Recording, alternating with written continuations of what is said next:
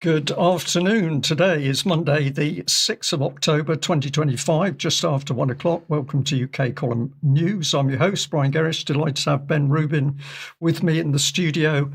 And we'll be joined by Sandi Adams, who'll be coming in on live link. Well, a very nice day here in Plymouth, and we did have a beautiful day yesterday, which is always good for uplifting the mood.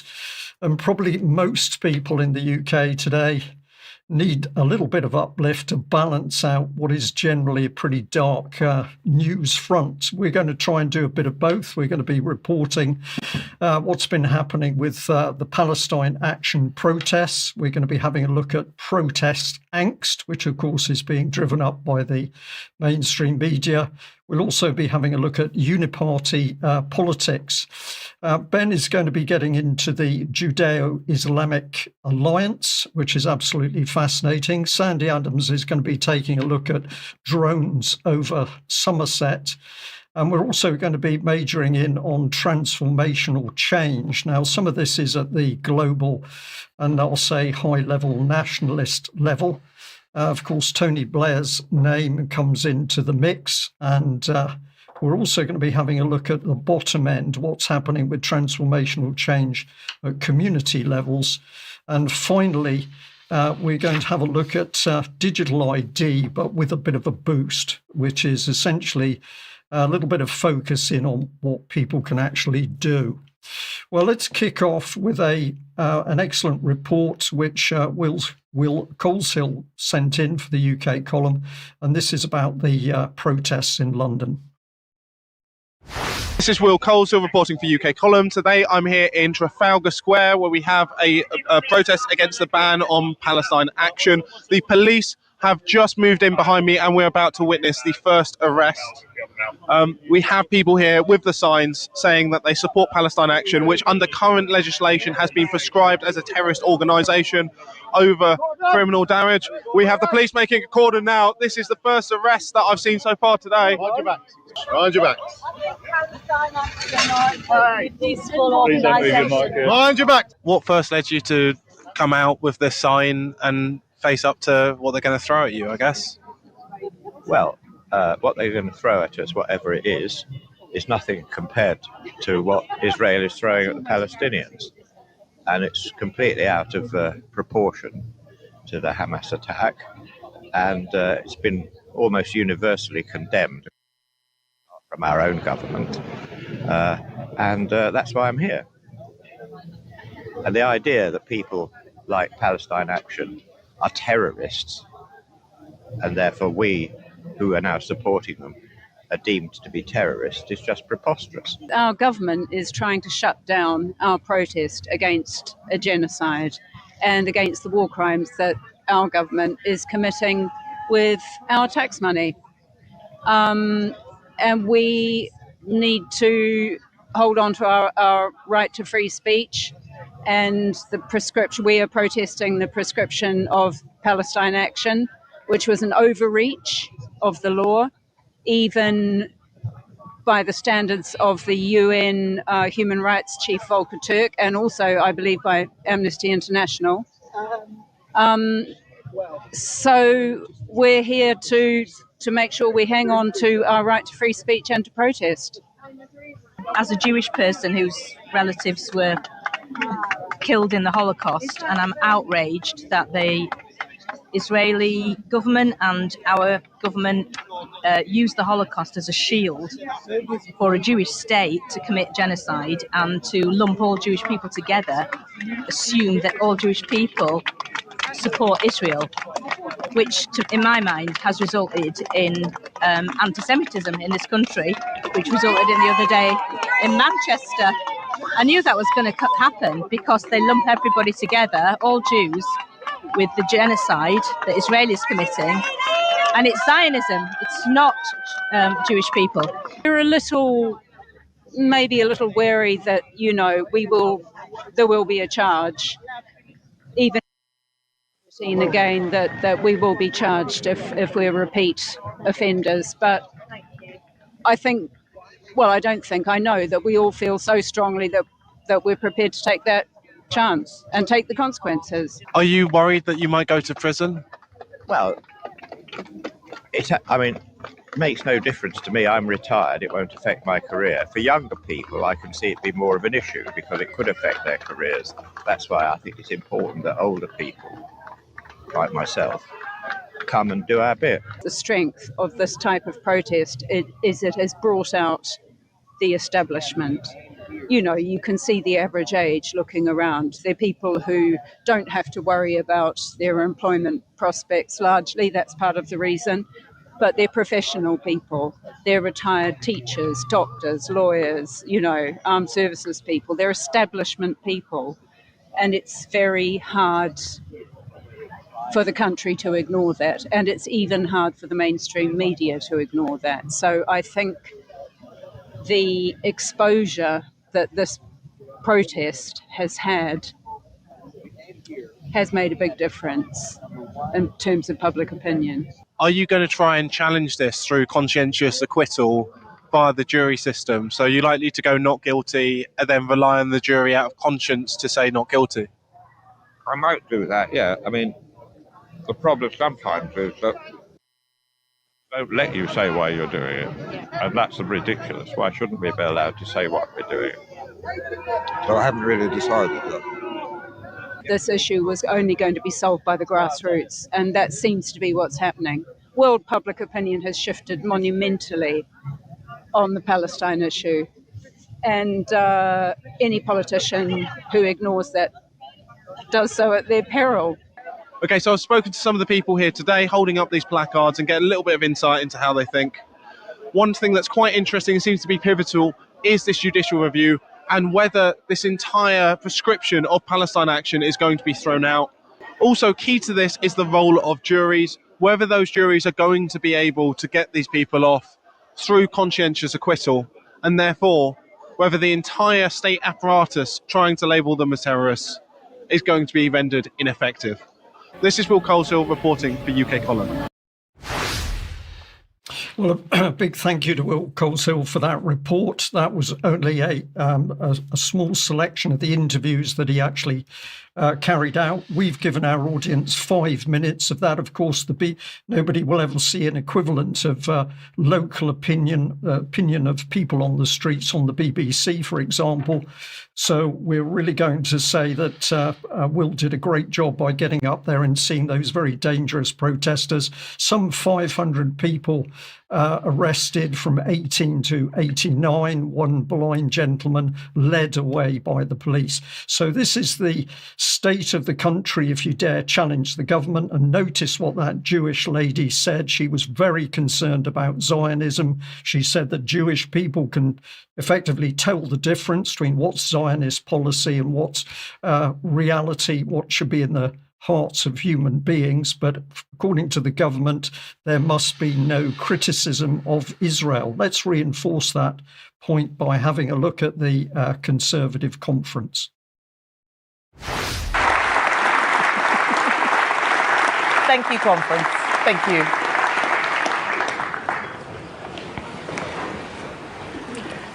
Conservatives love Manchester. It is a great city of free trade and free thinking. 240 years ago, in the 1780s, this was still a small market town, but something was stirring, a spirit of enterprise that would turn Manchester into a global economic powerhouse. And it was back in the 1780s that the very first Jewish community was established in this city. A small group of families worshipping in a rented room in a back alley, just a short walk from where I am standing. And right from the very start, Jewish people have been part of the fabric of Manchester.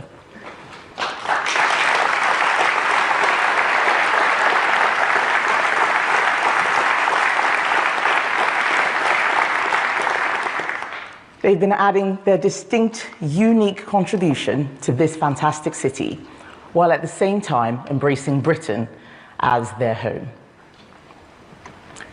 The horrific and despicable attack at Heaton Park Synagogue on Thursday has shocked us all. But for many in the Jewish community, it did not come as a surprise. many have been living with a sense of rising dread that an attack like this was becoming inevitable. Yesterday, I met members of the congregation and visited the site of the attack. The strength of Manchester's Jewish community is humbling. Targeting the centre of community life on the holiest day of the year was not just an attack on British Jews, it was an attack on all of us. It was an attack on the idea that Britain is a safe place for Jews. On Yom Kippur, the Day of Atonement, Jews take time for introspection, to ask themselves, where have we gone wrong in the past, and what do we need to do to be better in the future? These are questions we urgently need to ask ourselves as a nation. Extremism has gone unchecked. You see it manifest in the shameful behavior on the streets of our cities, protests which are in fact carnivals of hatred directed at the Jewish homeland.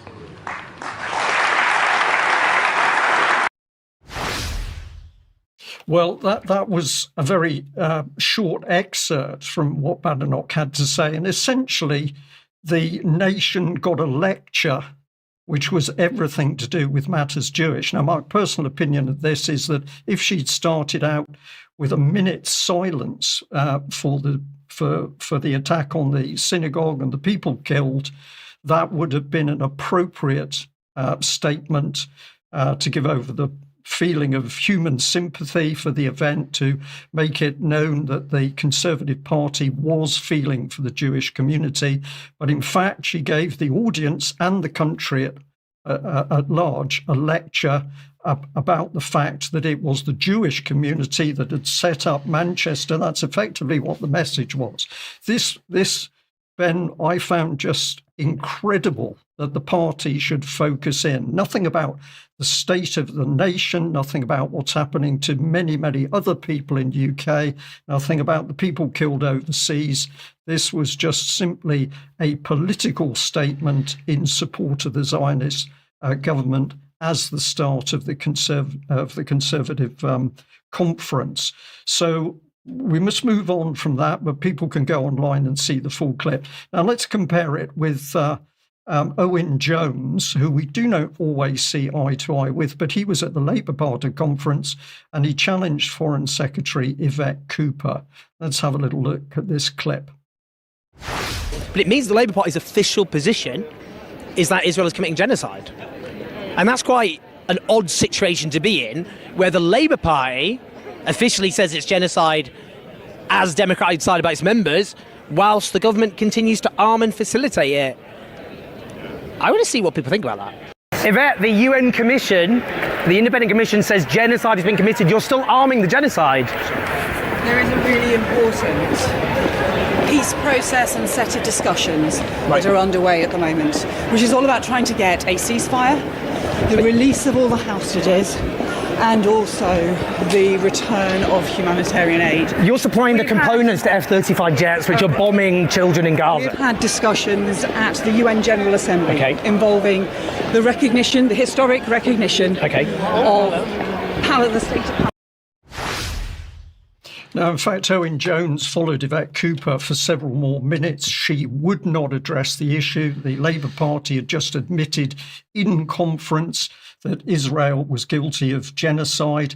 And yet when he pressed her on the fact that UK is still pumping in the arms for Israel to use, the Foreign Secretary wouldn't engage. So essentially, we're now living in a country where the government says you must not criticise the Zionist state, you must not criticise the UK government's support of that state. And even the Conservatives as an opposition party clearly have an agenda which is more important than looking after the people in this country.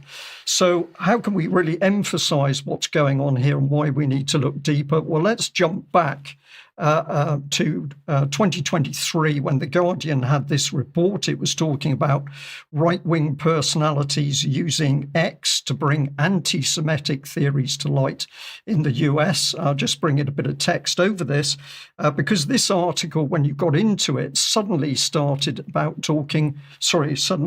talking about the global project on hate and extremism. And suddenly we're told that this organization is capable of influencing how Twitter was censoring reports. And it said here that following the report's publication, that's by GPAHE, 31 generation identity accounts were suspended, although 26 were reinstated. What point am I making here? I'm talking about the immense power and indeed money behind organizations protecting the reputation of the Zionist government.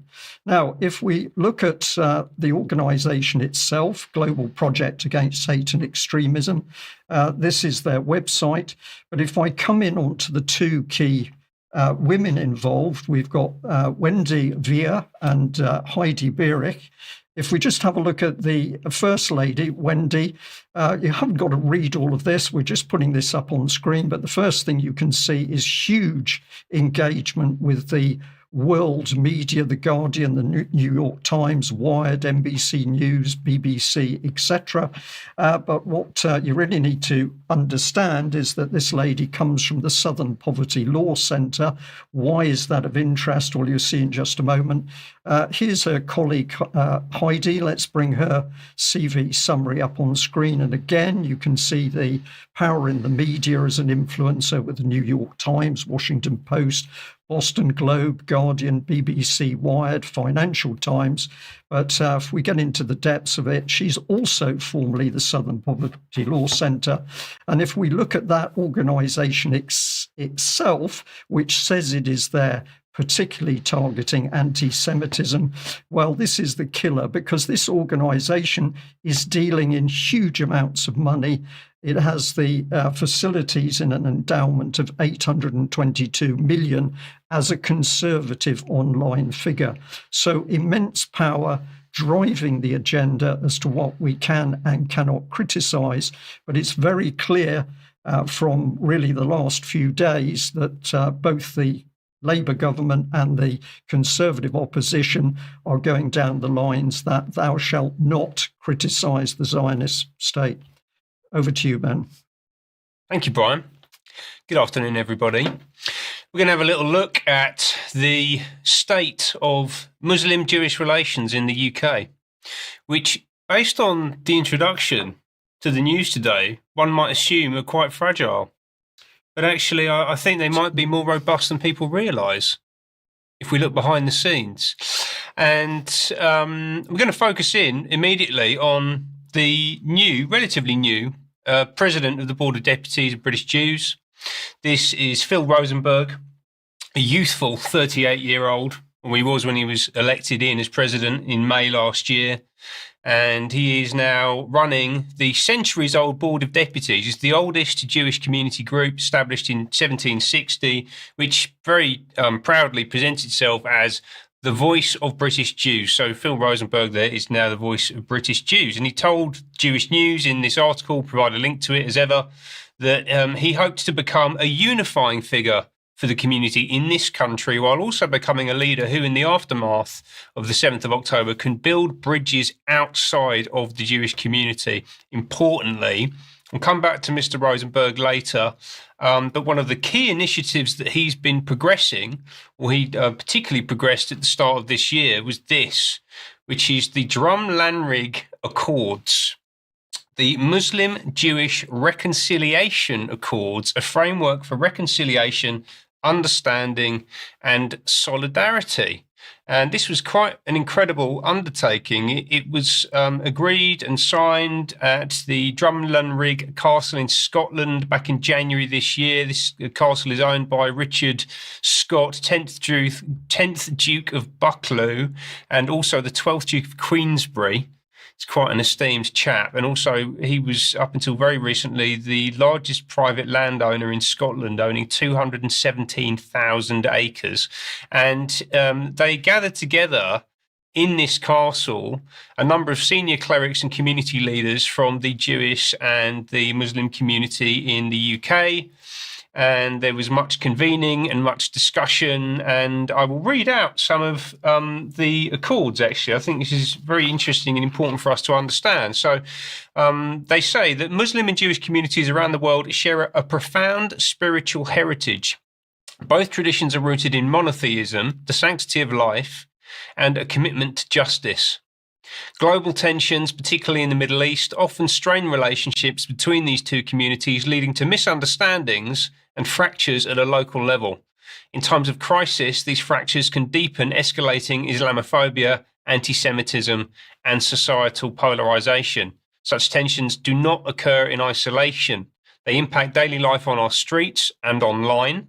This includes instances in which children face bullying in schools, students encounter hostility on campuses, and individuals and communities feel isolated, mistrusted, and afraid. This underscores the urgent need for sustained dialogue, mutual understanding, and practical collaboration, and the basis for reconciliation and mutual respect exists within both Jewish and Islamic sacred texts. Importantly, they root this into the sacred text all the way through, with reference to the Torah, to the Mishnah, Talmud, and also to the Quran. There are a bunch of things agreed out of this. So they established some foundational principles for reconciliation, talking about unity and diversity, sacred texts as a guide, commitment to non-harm, recognizing the impact of global crises.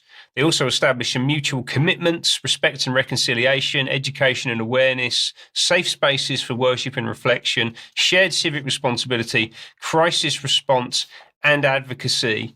And this was signed by quite an amazing group, right? So we've just seen the image of them there sitting together, but we have from the Muslim community, the chief imam, Dr. Syed Razawi, who's a Shia Muslim, the senior imam, Qari Asim MBE, who is Sunni, Imam Sheikh Mohammed Ismail, who is Sunni, head imam, Dr. Sheikh Khalifa Izzat, Sunni, Naushad Divrav, who is president of His Highness the Aga Khan National Council for the UK, and also His Excellency Kinana Jamaluddin Bai Sahib, who is Bohra, which is another Muslim sect, as I understand it.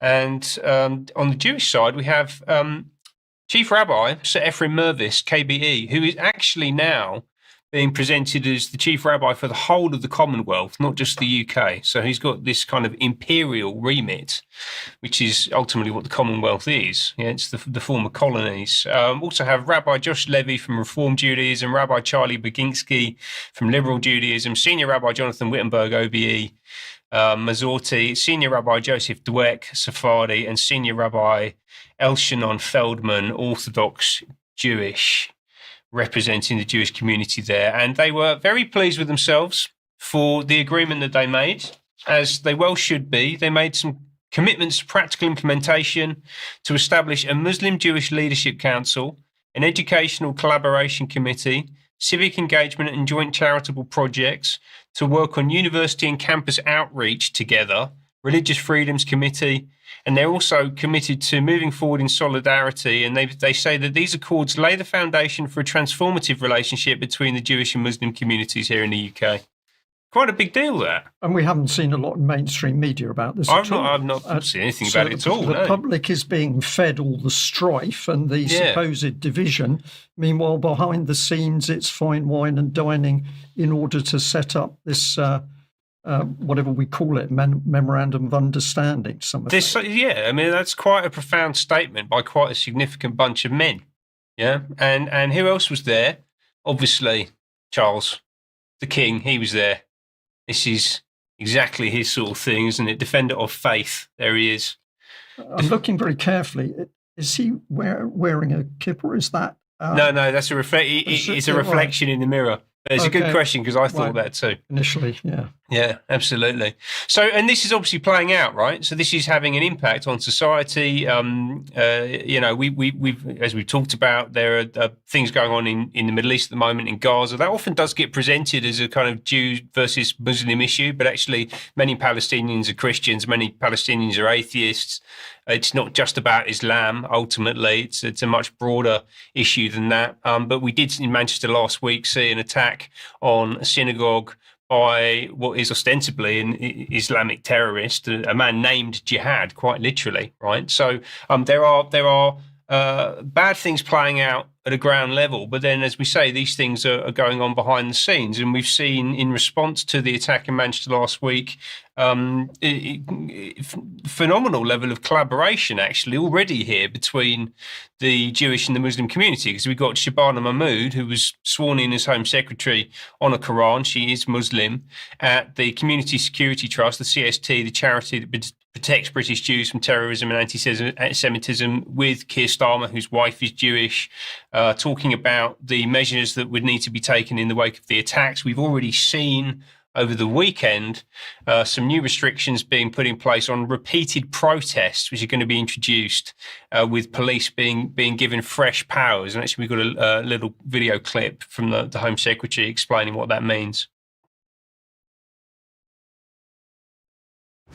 The strengthening of the legislation that I'm going to bring about is based on the ability of the police to place conditions and restrictions on protests. And what I will be making explicit is that cumulative disruption, that is to say the frequency of particular protests in particular places, is in and of itself a reason for the police to be able to restrict and place conditions. That is to say they can move them to a different place, they can restrict the time that those protests can occur on. So that will unlock all of the broader measures that the police can already do on protests. It's been clear to me in conversations in the last couple of days that there is a gap in the law and there is an inconsistency of practice. So I'll be taking measures immediately to put that right, and I will be reviewing our wider protest legislation as well, to make sure the arrangements we have can meet the scale of the challenge that we face, which is protecting the right to protest, but ensuring that our communities can go about their daily business without feeling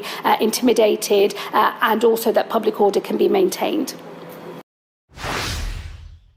So fascinating, Ben. It's protecting the right to protest as long as your protest is permitted by the government, and effectively you are saying all the things which the government is going to allow you to say. But if you dare challenge the government, particularly on matters to do with the state of Israel, then they're going to come in very hard. And although we haven't got time in today's news, what is being set up, of course, fits very well with the policies over migration. So we're creating more state assets to deal with people in large numbers that the government is going to remove. So there's some very, very dangerous things happening under the surface, but luckily we can see them. Yes, well, luckily, yeah. Protecting the right to protest by restricting the right to protest. It's like censoring speech to protect speech. It's the same nonsensical. Well, if you say the right things, you've got nothing to fear, Ben. Yes, absolutely. So, and I think we know which kind of protests they're going to be cracking down on, right? Which is the ones that, as you say, that they don't like. So anything that is anti-Zionist, pro-Palestine, and also the people outside the hotels protesting about migrants. I think those are the ones that are really going to be pushed back on, unfortunately. And this aligns very, very, very neatly, I'm sure it's just a complete coincidence, with this statement that came from the Board of Deputies over the weekend, calling for more than 400 protest terror arrests to also be investigated for stirring up racial hatred. So it's not just enough that you've been arrested for supposed terror offences. We've also got to come in hard on you as a racist. We're going to throw the book at you, right? So this is what the Board of Deputies is looking for. This is what the Home Secretary is delivering. not necessarily just for the Board of Deputies, but they are very closely aligned. Over the weekend, this was so this is coming thick and fast at the moment. So this was also on Sunday. We saw another protest. So I think we had Trafalgar Square on Saturday, the Palestine protest, and then on Sunday we had the commemorative event honouring the lives of those lost on 7th October 2023, calling for the release of the hostages. And we got a short clip of Chief Rabbi Ephraim Mervis speaking at that event. Today we remember the determination of the Jewish people, despite everything that has happened, that we will guarantee with the help of Almighty God that Am Yisrael Chai, we as a nation will continue to live on and to live on in even greater strength in the future. Today we remember all subsequent atrocities since that original 7th of October day. On Friday, Valerie and I spent the day in Manchester with a grieving community. We came to give strength, but we emerged strengthened. What a remarkable community it is, their tenacity, their resilience. And hasn't this been the story of the Jewish people over the past 2 years? We will definitely emerge stronger.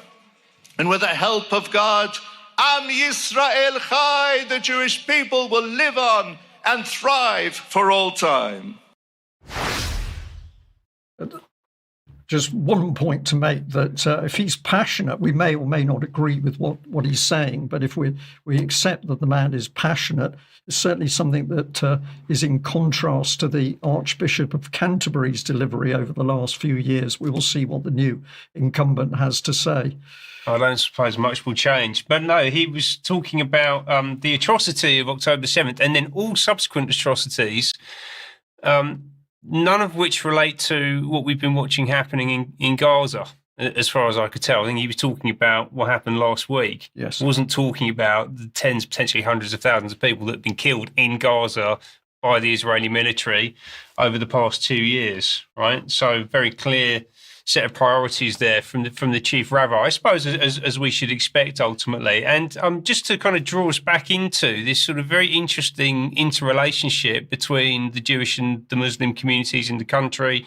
One of many organisations who helped to fund and organise that event is this one, which Brian will be very familiar with. This is the Pears Foundation. You can just see them tucked away in the bottom there. And actually, just having talked about the Drum-Ranrig Accords, which got signed back in January, this report, the Commission into Countering Online Conspiracies in Schools, was issued in February, which may or may not have been influenced by that. I'm guessing that it may, it's likely that it was, to be honest with you. There's a very small group of people who are very intimately connected with each other. And this was a collaboration between Sir Trevor Pears, who is a Jewish gentleman, and Sir Mufti Hamid Patel, CBE, who is then subsequently gone on to become the interim chair of Ofsted.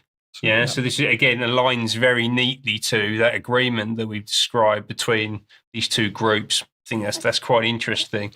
And that's happening at a UK level, as we talked about, but also really importantly, at a global level as well. And I'll just draw your attention to this organisation. This is the World Jewish Congress, which is an international federation of Jewish communities and organisations founded in 1936, which describes itself as the diplomatic arm of the Jewish people.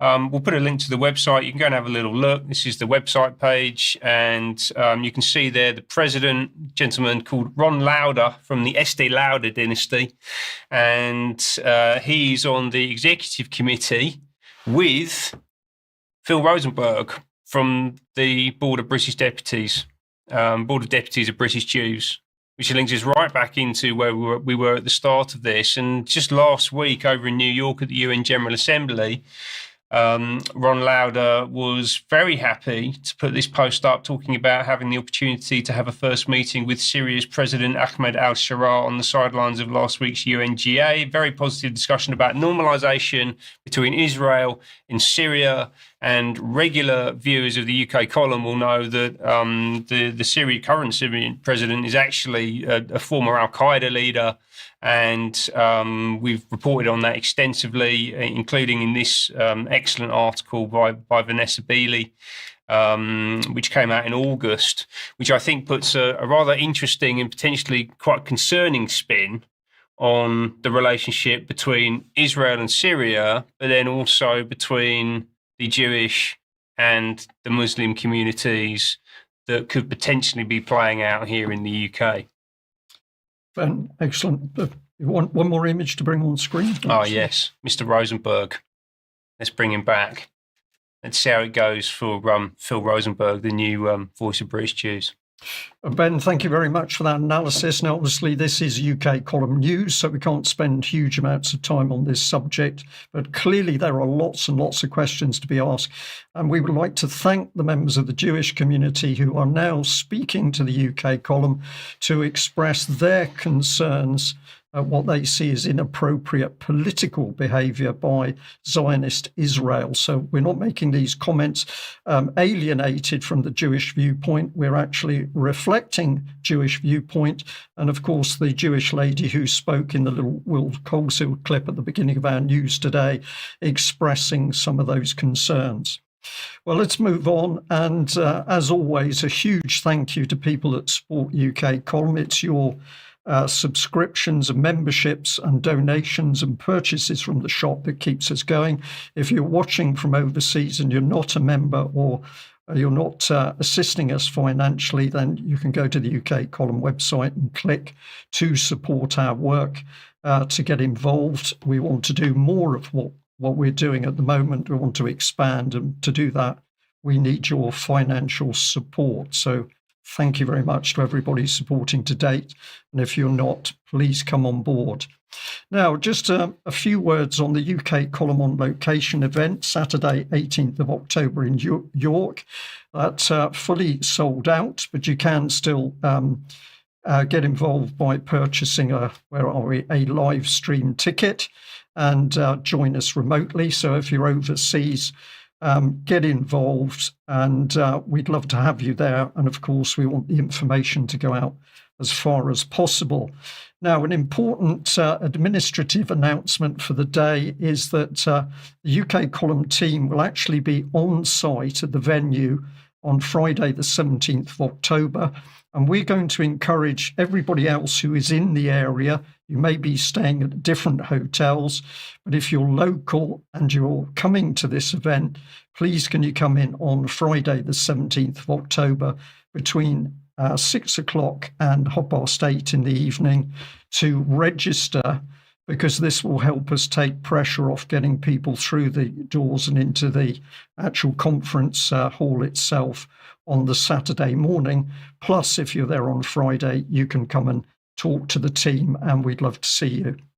Now, just a few words about UK column material. We've got the Germ Warfare edition going out tonight at 7 p.m. He's going to be talking from in China with Carl Zar, and this is part 2, so I'm sure that's going to be very interesting. And Sandi, let's bring you in here because you've got the interview here with Dr. Niall McRae. Yes, thank you, Brian. Yes, I interviewed Niall McRae, Dr. Niall McRae, last week, and it's going out tomorrow, I believe. Or is it today? Can't remember. Oh, it's tomorrow, 1 p.m. Yeah, tomorrow at 1 o'clock. 1 p.m. Yeah, and it was a really good conversation about the deception of climate change, and we discussed one of his many books, but the one that we discussed was Green in Tooth and Claw, which is a fantastic dive into the deception of climate change. So if you really want to get in on the argument, then do tune in and learn a little bit too. Thank you.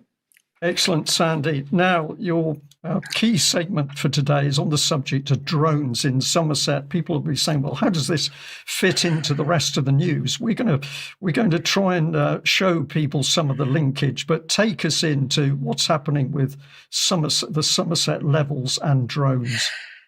Well, this is not just kind of Somerset specific, because I think this is part of a bigger project that's being rolled out really across the UK. And as we know, Deloitte did put out a few months ago that they're going to have their aim is to have 900,000 drones across the UK between 2030 and onwards.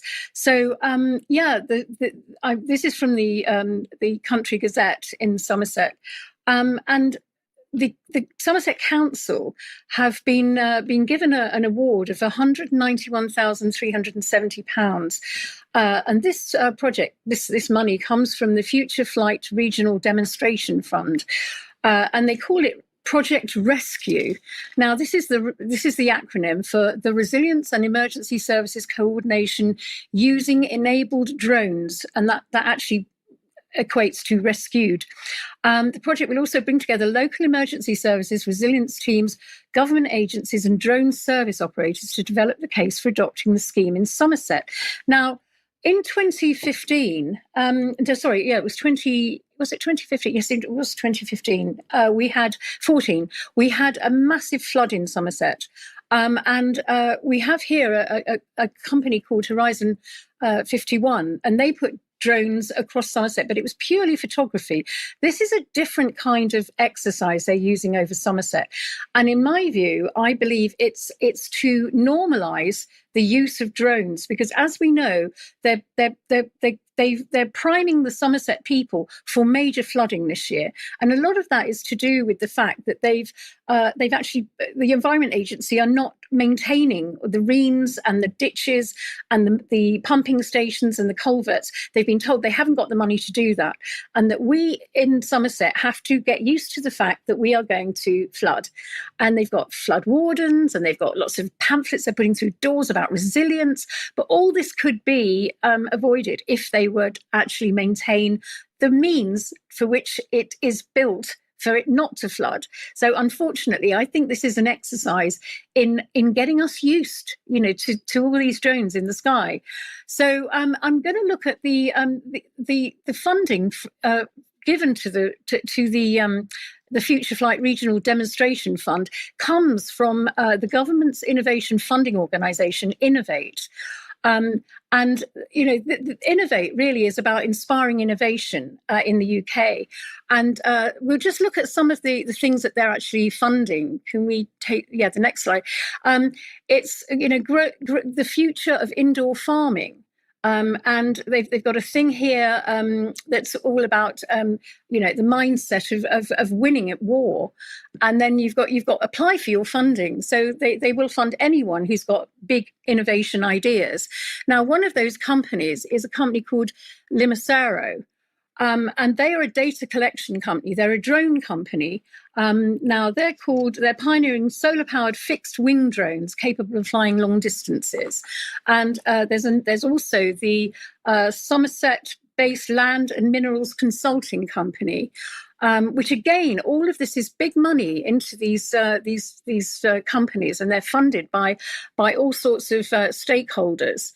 And then one of the other companies is the Southwest Future Flight Innovation Zone. Now, I've got a little. They are they've got lots of stakeholders and partners. Now, they are based in Yeovil, and they're working alongside Leonardo, which was the big helicopter factory, which used to be called Westland in the West Country. So we have a video now of the Future Aviation Test Zone, the heart of Southwest.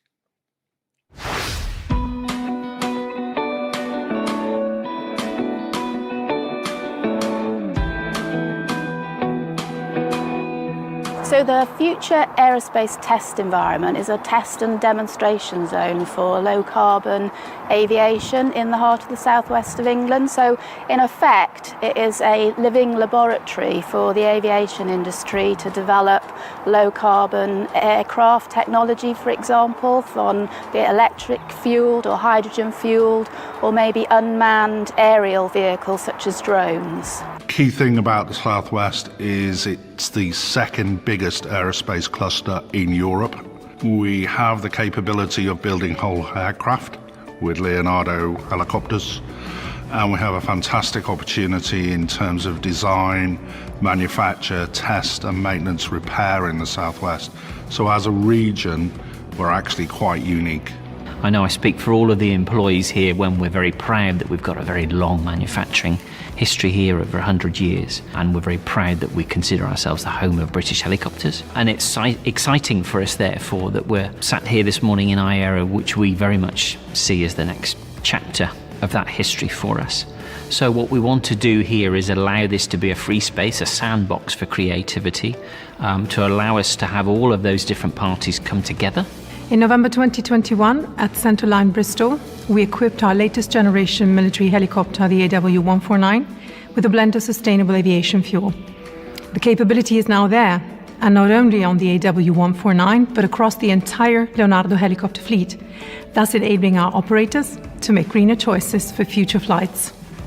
So the G7 summit was held last year, and we were able to support that operation down in Newquay by having the Ospreys based here. And they were here for a week, and they were supporting the US president. So these are very, very big, quite advanced drones they're using and developing in Somerset. And I think this is an exercise, really. It's a perfect place to trial it all and get ready for the big drone rollout that Deloitte have in mind. Now we have the Councillor Mike Rigby from Somerset Council's lead, and he says the potential for drones is exciting and shows that Somerset is the forefront of imaginative and innovative solutions to real problems that affect our communities. I'm delighted that Innovate UK is showing faith in our county through this funding. We've demonstrated clearly that Somerset can lead the way in the future of flight with iAero. That's another company they're using. So he's also said Somerset suffered devastating floods more than 10 years ago, leaving communities marooned, homes underwater and farmland swamped. The economic costs were up to 147.5 million, but the cost in human terms were immeasurable. It's going to happen again, and I think it's a deliberate flooding. There was also a quote from Aviation Minister Keir Mather. Now, you'd be forgiven. I think we have that slide is just what I've said. So it's just a little text slide. We've got Keir Mather here. Now, he is one of the youngest members of Parliament. You could be forgiven. I mean, that suit looks a little bit big for him. He looks about 12, bless him, but he's not. He was 25 when he won the Selby election. And he is now the Minister for Transport. So he's a Minister for Aviation as well. And he said investing in emerging technologies like drones and unmanned aircraft is key to build a greener and more efficient transport system. But this isn't just good news for the environment. This tech will also save our public sector and businesses valuable time and cash while helping to boost skills and support for high quality jobs across the country. It's interesting. Now, I've done a bit of a dive into Mather, and he's incredibly young to be a minister of transport. And it looks as though that some of these young candidates are groomed through the elite universities, think tanks and lobbying circles, rather than trade unions or local activism, which is the way they used to get recruited. They're kind of put on a trajectory, a sort of rapid advancement due to ideological reliability and networking within the central party machine. It's a shift in Labour's recruitment from grassroots sort of messaging to technocratic management and messaging it's kind of in line with the post-Blair professional politician model. So as of September 2025, he's Parliamentary Under-Secretary of State in the Department for Transport. So he has he's going to be in charge of all these drones over the UK. In that role, his responsibilities include oversight of aviation, maritime affairs, decarbonisation, electric vehicles, freight and borders. And before this appointment, he served as an assistant whip in the House of Commons. He was active in Labour students and the Oxford University Labour Club. But he also he worked with Wes Streeting before he was elected, and so he's been very, very well taught by Wes Streeting about what it's all about. So that's really what Mather seems to be about, and he's so young. You can see that he's been absolutely put there for a purpose. He'll probably be Prime Minister one day. Sandi, thank you very much for that.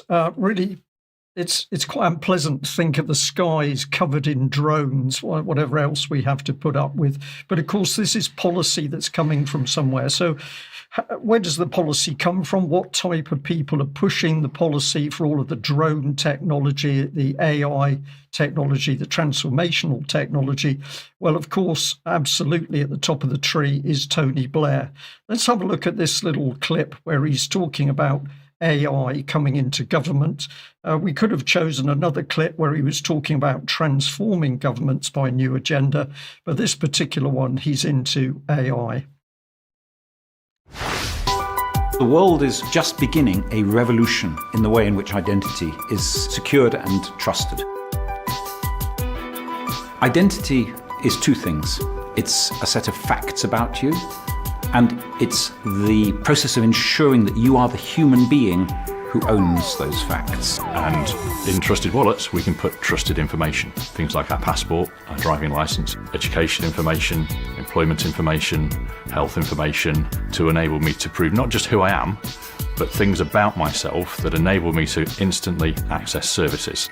Imagine the ability to deliver money and aid in places where they weren't able to do that fairly and equitably.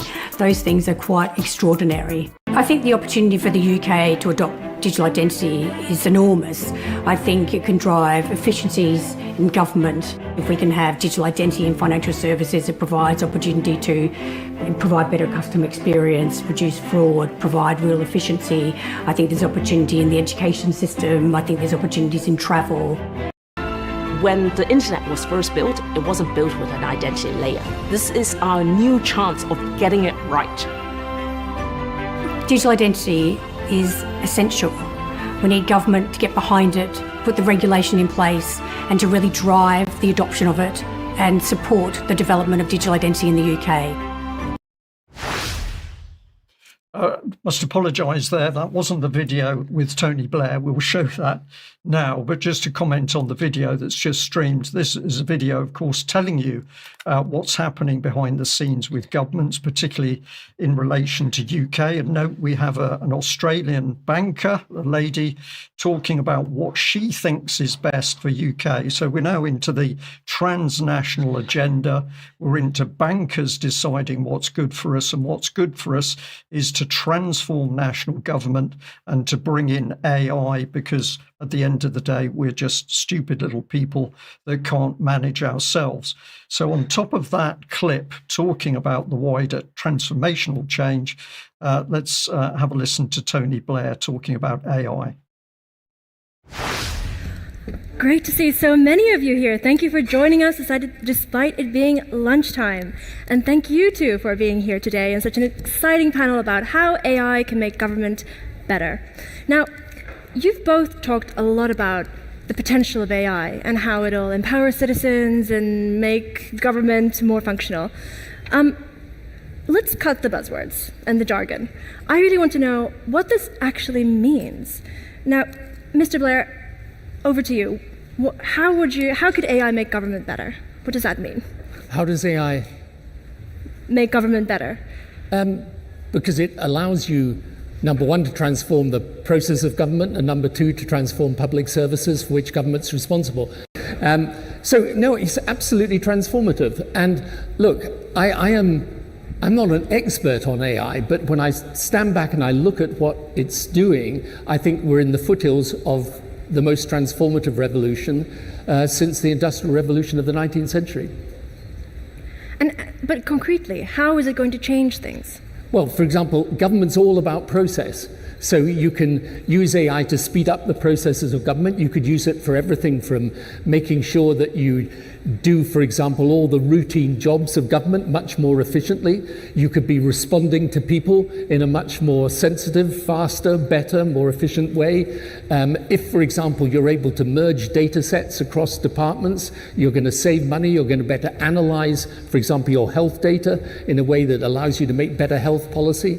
And then when you look at public services, you should be able to personalize education in the future.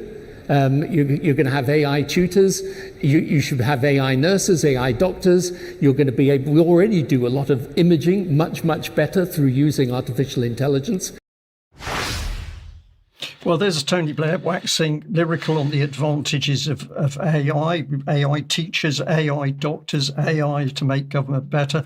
But of course, later on in the interview, he admits there's a lot he doesn't know and he doesn't understand. And he says to the other gentleman with him on stage, I'm sure you know more than I do. But at the end of the day, Tony Blair is one of the key front-enders, backed by a huge amount of money that is pushing this global AI agenda. So let's look at this next clip of where Tony Blair has interfaced with the Prime Minister of Albania and what has resulted. So this is Tony Blair working in Albania with the Prime Minister of Albania and what has transpired in the Albanian Parliament. Uproar in Albania's parliament. Opposition politicians block the lectern, hurl papers and hurl their disapproval, insulted that an artificial intelligence should be appointed to the cabinet. Prime Minister Edi Rama defended his decision.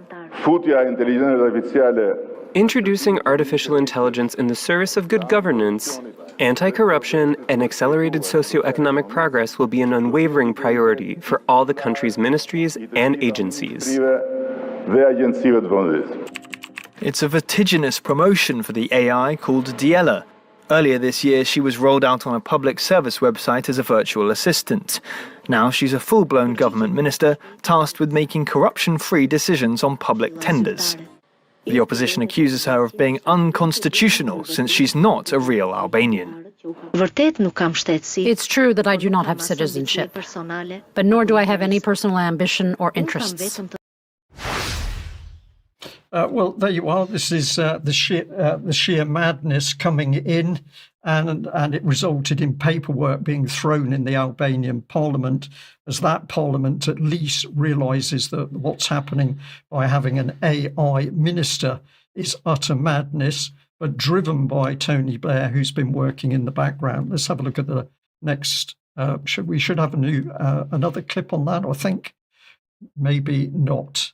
Okay, well, just on the explanation, the key thing to remember is that clearly emerging countries, and particularly countries that have been very poor prior to the arrival of the European Union on the scene, are now absolutely being targeted as AI test vehicles as a nation state to bring this madness in. And Tony Blair, one of the key figures in Albania, going as far as helping the agenda to bring in an AI robot. So just quite extraordinary, but this is reality. Sandy, let's bring you in at the end of the news today, because many people are listening to the very dark topics that we're forced to report on as reality in the country. But let's have a look at not only what's happening at a local level, but what people can actually do to prevent it. Yeah, I mean, we've got Keir Starmer's announcement and all the noise about mandatory digital ID schemes, but actually, and there's a big march going on in London this coming week, not this weekend, the following weekend, 18th, and really, this is not the way it's going to happen. I mean, we've already got digital ID infrastructure here now, and it's operational. And I don't think people fully realise. They think we're going to be given something that we can reject. And I think that is a little bit of the trick that they think that we don't understand. So I'm just going to give you a little bit of an idea. Now, if we just look at the 5 pillars of technocracy, you've got digital ID, track and trace surveillance, biometric monitoring, social credit systems, central bank digital currencies. Well, the first 3 we've pretty much already got in place. And I'm just going to explain how, and people may or may not know this, but it's that whole thing that I would think after that march in London on the 18th, that there will be there will probably say they'll stall it or stop it or something, and we'll be lulled into thinking, oh, it's all okay. But covertly, it's continuing through the back door. So I just want to flag up a few of the bills that are in place now that are, that we are, quietly, kind of signing up to without really understanding what we're doing. And I don't want to sort of put anybody down, but this is just to highlight it. So we've got the Data Use and Access Bill, which was put in place in 2025, which is really it's there and it's operational, and it gives birth to things like the next one, the Register of Digital Identity and Attribute Services. So all this is rolling out underneath the radar. And then you've got the digital verification service that people have been talking about, where you have to verify your business. So that is a form of digital ID. And you've got the government one login, which is coming, where you in order to get your driving license, or renew your driving license, or your pensions, which is coming, you'll have to verify. And all of that is going in through, and it will all end up in a digital wallet. Now, this is how they want it to work. Now, people that in order to get your driving license and things like that, this is what people are signing up to. And you've got NHS apps, supermarket biometrics, QR codes, cookies and apps, and HMRC apps as well.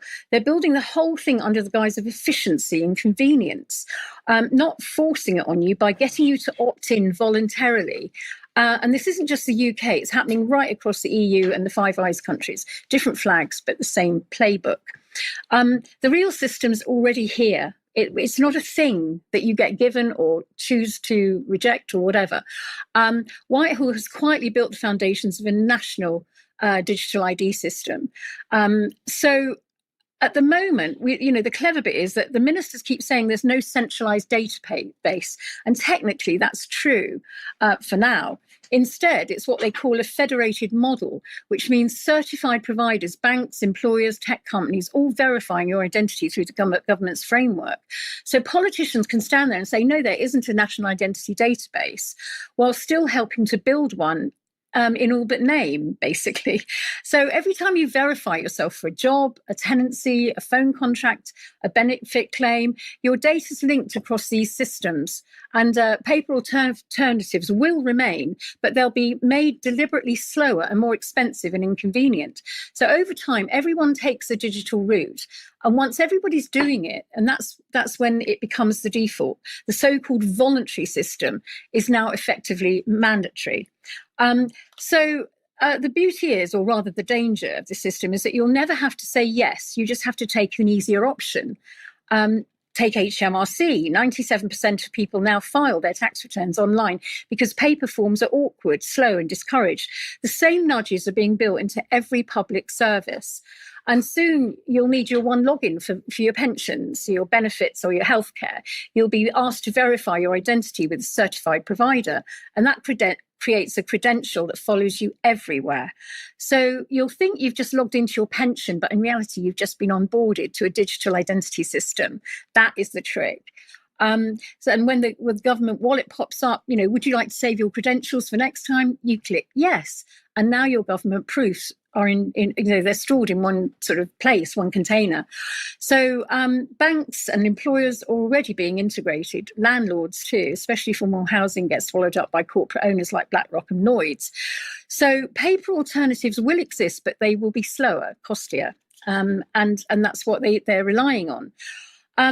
Now, there are ways around this, and this is how we can possibly push back.